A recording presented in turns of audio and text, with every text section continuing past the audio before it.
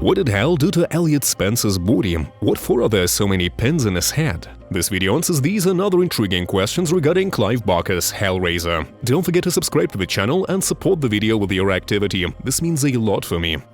Captain Elliot Spencer wasn't a bad person. An old-fashioned English intellectual, he dedicated his life and career to military service. But the horrors he witnessed on the battlefields of World War I shattered his faith in humanity and God. Elliot wasn't the only one of his kind. Many of his fellow soldiers, like him, got post-traumatic stress disorder from the war. However, unlike them, he didn't drown himself in relentless drinking. He took a different path, seeking forbidden pleasures. That's how at one point he ends up in India. And that's how he comes into possession of the Le Marchand box, a mysterious artifact that, as rumors say, opens doors to an otherworldly dimension full of pleasures that go far beyond the usual understanding of human flesh. As a rule, after the box is opened, cenobites, angels for ones, demons for others, come to take the seeker into a realm of pain and flesh, or simply to hell, albeit not the biblical hell, but one of its variants, also called the Labyrinth. According to Doug Bradley, who plays Pinhead, if we liken hell to a prison, then cenobites are gods there. Gods who show the prisoner the boundaries of forbidden pleasures, where suffering and enjoyment are inseparable.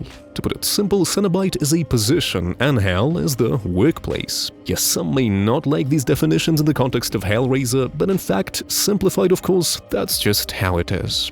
It so happened that at the time Elliot Spencer opened the box, the position of the chief cenobite in Hell was vacant. Or perhaps the current chief cenobite simply didn't satisfy the Lord of Hell, the god of pain and flesh, Leviathan. Just as Pinhead himself will cease to satisfy Leviathan after a few decades. By the way, the creator of the franchise, Clive Barker, doesn't like the name Pinhead. He prefers Hell Priest actually, but that's not the point. Elliot's leadership qualities, his intelligence, and of course his craving for forbidden pleasures made him an attractive candidate for the role of Chief Cenobite. Pinhead, as the leader of the Cenobites, is known for his restraint and adherence to a certain code of rules. This is perfectly reflected in one of his quotes: "The box is opened not by hands, but by desire." That is, only those who desire it will fall into the hands of the Cenobites. Pinhead clearly states this in the second part of the franchise, sometimes restraining other Cenobites who are thirsting for flesh. For me, this always seems to resonate somewhat with Kirsty Corden's storyline. Pinhead wanted to take her to hell and immerse her in the endless exploration of her own flesh after she opened the box in part 1. However, when Kirsty opened the box and summoned the Cenobites, she didn't fully understand what it was and what she was doing. Perhaps Pinhead saw hidden desires in her soul that she herself did not yet want to acknowledge. If we pay attention to the development of Kirsty Corden's storyline, which Clive Barker continued in a series of comics, then this assumption seems plausible, and we'll come back to it later.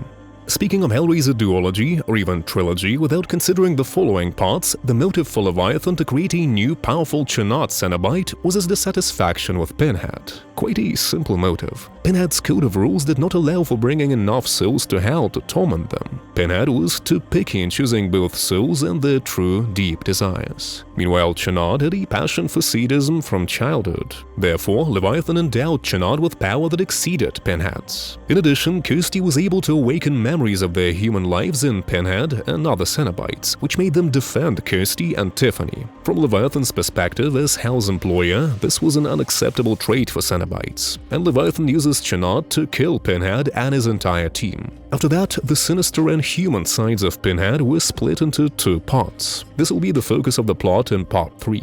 So let's talk about what Hell did to Elliot Spencer's body during his transformation into the Supreme Cenobite. Pinhead wears classic, for Cenobites, leather clothes. His outfit is a variation of a butcher's apron. We may often see various tools for butchering meat, or more precisely, tools for butchering human flesh, on his belt. Pinhead's masochistic elements, that is, the ones that give him eternal pleasure through pain, are open wounds in his chest that never heal, and painful piercings of his abdomen. The patches of skin on his chest are attached to the parts of his clothing. And of course, Pinhead's legendary attribute is his head, studded with nails driven into the skull. Yes, from the lore of the universe we know that these nails penetrate his bones. In the prequel, filmmakers showed just how long they actually are. When Elliot was transforming into a Cenobite, we saw the torturous process of these nails appearing in his head. First, Leviathan uses a scalpel to make deep cuts, which will finally form a grid-like pattern on his head. At each intersection point of the lines, scars, Leviathan inserts a nail. After that, each nail is hammered deeper into the head of the newbie cenobite, who's still screaming in terror. Thus, Pinhead is born. And yes, the cenobite's head, studded with nails, is far from just another element of masochism. The main secret of Pinhead's power lies in these nails. They are his strength. It's not without reason that when Leviathan kills Pinhead in Part 2 using Chenard, he first strips him of his pins, meaning his power, and only then kills him. At the same time, he killed other cenobites immediately. In the sequel, Kirsty secretly slips to Chenard's house when he was still a human. Chenard was fanatically obsessed with studying occultism and everything related to hell and the cenobites, and Kirsty sees a drawing in his notes that resembles the scarred grid on Pinhead's head. This means that Elliot Spencer's scarring is not random. It was done with certain mathematical precision. However, Pinhead's power is not in the scars, which are essentially just a visual attribute, but in the correct placement of the pins. In the comic series Hellraiser Requiem, Pinhead gets tired of being the supreme cenobite. He has already experienced all the limits of flesh and wants to return to his mortal body. But before he leaves, he must find somebody to replace him. He decides that the only one who has once managed to surpass and outsmart him, Kirsty Corton, can be worthy. Not being above tricks and manipulation, he convinces Kirsty to become Hell's superior priestess. She will eventually agree. First, Pinhead scalps Kirsty, then it's her turn. Slowly and painfully, using pliers, she begins to remove the nails from Pinhead's head, taking his power for herself. Soon Leviathan will appear and hammer these nails into Kirsty's head instead. In Hellraiser Bestiary, there is also an interesting story related to Pinhead's pins. At one point, someone opened Le Marchand's box and summoned Pinhead, but it was a trap. A group of mercenaries catches Pinhead off guard, trapping him in a cage and paralyzing his powers using some sort of a church relic. They shoot him with automatic weapons and make it clear that they came for his pins. Apparently, some client pays them $100,000 per piece. That is, they're going to remove all the pins from his head. However, Pinhead asks them just one thing: to prolong his suffering. They're unable to remove the pins with pliers. One mercenary suggests trying to carve them out instead, and it works out well. There are a total of 138 pins, and the mercenaries can almost feel their wealth. Along the way, we learn that the action takes place in Vatican and that the client is a cardinal. Finally, the mercenaries set mutilated Pinhead afire and leave, heading to meet their client. But even in flames, Pinhead still has the strength to break free from his chains by breaking his arm, stand up, and go after the poachers. That's what he calls them. Stripped of his pins, it's hard to call Pinhead mortal in the common sense of the word. But from his monologue, it becomes clear that he can die, since his wounded body is now fragile and weak.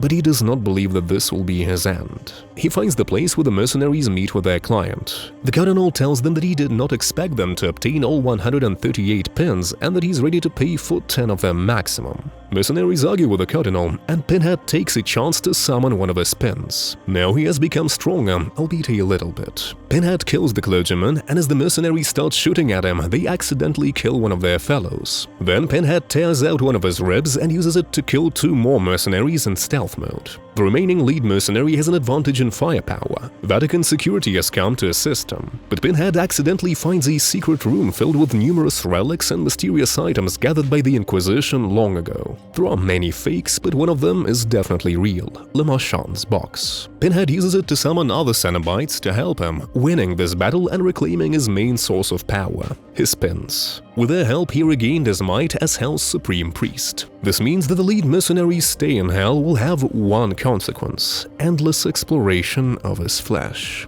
If you enjoyed this video, subscribe to the channel and support it with your activity. It means a lot to me. Bye!